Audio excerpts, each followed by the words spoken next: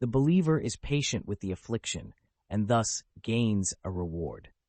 Allah informs us that He tests and tries His servants, just as He said in another ayah, وَلَنَبْلُوَنَكُمْ حَتَّى نَعْلَمَ الْمُجْهِدِينَ مِنْكُمْ وَالصَّابِرِينَ وَنَبْلُوَ أَخْبَارَكُمْ and as-sabirin, and we shall test your facts.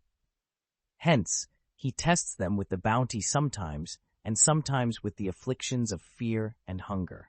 Allah said in another ayah, فَأَذَاقَهَا اللَّهُ لِبَاسَ الْجُوعِ وَالْخَوْفِ and fear.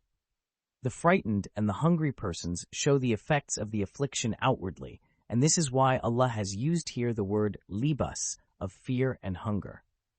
In the ayat above, Allah used the words بِشَيْءٍ مِنَ الْخَوْفِ وَالْجُوعِ, meaning a little of each.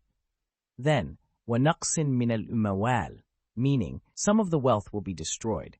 وَالْأُنفُسِ, meaning losing friends, relatives, and loved ones to death. وَالثَّمَرَاتِ, meaning the gardens and the farms will not produce the usual or expected amounts. This is why Allah said next, وَبَشِّرِ الصَّابِرِينَ. He then explained whom He meant by the patient, whom He praised. الَّذِينَ إِذَا أَصَبَتْهُمْ مُصِيبَةً قَالُوا إِنَّا لِلَّهِ وَإِنَّا إِلَيْهِ رَجِعُونَ. Meaning, those who recite this statement to comfort themselves in the face of their loss know that they belong to Allah and that He does what He wills with His servants.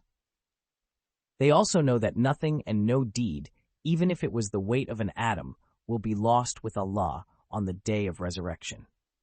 These facts thus compel them to admit that they are Allah's servants and that their return will be to Him in the hereafter.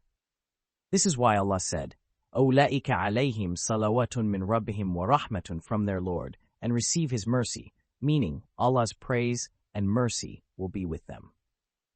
Sa'id bin Jubair added, meaning safety from the torment. وَأُولَئِكَ هُمُ الْمُهْتَدُونَ. Umar bin al-Khattab commented, what righteous things and what a great heights. أُولَئِكَ عَلَيْهِمْ صَلَوَاتٌ مِّن رَبِّهِمْ وَرَحْمَةٌ receive His mercy are the two righteous things. وَأُولَئِكَ هُمُ الْمُهْتَدُونَ are the heights. The heights means more rewards, and these people will be awarded their rewards and more. The virtue of asserting that we all belong to Allah during afflictions. There are several ahadith that mention the rewards of admitting that the return is to Allah by saying, Inna lillahi wa inna ilayhi raji'un when afflictions strike. For instance, Imam Ahmad reported that Salama narrated, once, Abu Salama came back after he was with Allah's Messenger Salam and said, I heard Allah's Messenger Rasulullah recite a statement that made me delighted. He said, لا يصيب أحدا من المسلمين مصيبة فيسترجع عند مصيبته ثم يقول اللهم أجرني في مصيبتي وأخلف لي خيرا منها إلا فعل ذلك به. Salama said, so I memorized these words. When Abu Salama died, I said istirja, and said, O Allah, compensate me for my loss and give me what is better than it. I then thought about it and said, who is better than Abu Salama? When my iddah finished, Allah's Messenger Salam asked for permission to see me while I was dyeing a skin that I had. I washed my hands, gave him permission to enter, and handed him a pillow, and he sat on it. He then asked me for marriage, and when he finished his speech, I said, O Messenger of Allah, it is not because I do not want you, but I am very jealous, and I fear that you might experience some wrong mannerism from me, for which Allah would punish me. I am old and have children.